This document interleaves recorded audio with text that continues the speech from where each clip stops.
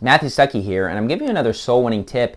And in this video, I want to talk to you about the importance of trying to find somebody on the street as you're going out soul winning. So this video is not really about an instructional one, about a how to explain something. I'm kind of taking a quick diversion from that. What I want to talk to you about in this video is the importance of, having your eyes open and being ready to look for someone on the streets who might walk by. A great example of this in the Bible is in Acts chapter 8, as you see the story with Philip and the Ethiopian eunuch.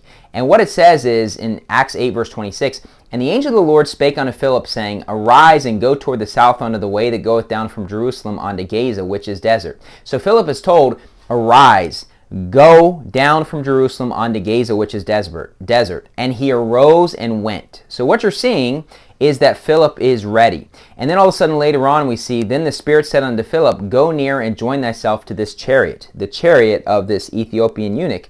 Then it says in Acts 8:30, "And Philip ran thither to him, and heard him read the prophet Isaiah, and said, Understandest thou what thou readest?"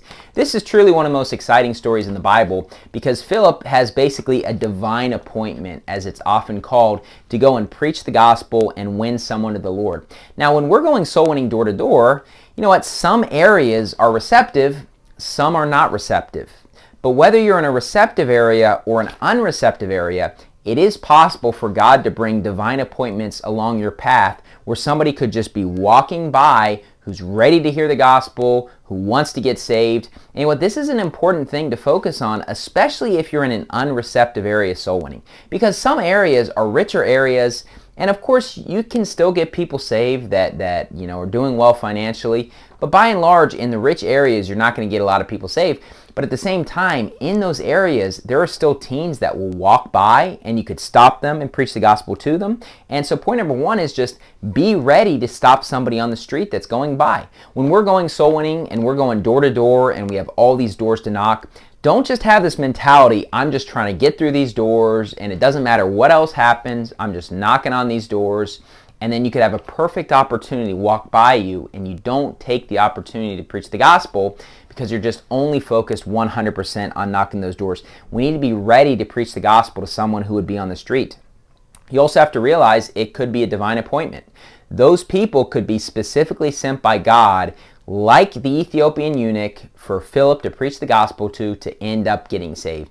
And if you've been a soul winner for some time, you probably have some exciting stories of going soul winning in door to door in unreceptive areas, but a divine appointment came along your path, you stopped them, you invited them to church, you preached the gospel, they end up getting saved, and you're like, man, I didn't think I was going to get anybody to saved today, but God just led somebody in your path and you ended up getting somebody saved.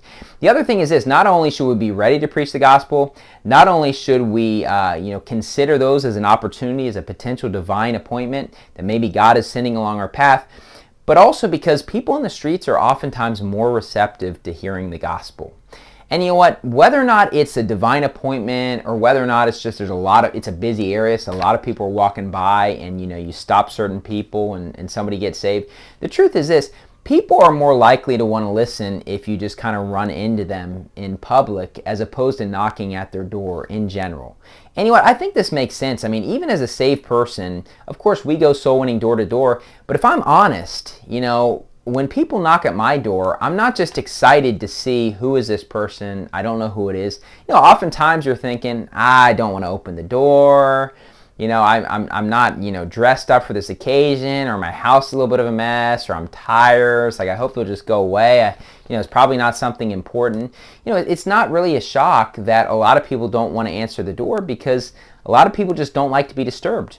But if somebody's just walking by, it's a little bit less intimidating. Of course, if you're knocking on someone's door, they're thinking, well, what if he comes inside? What if it's an intruder? There's all kinds of possibilities.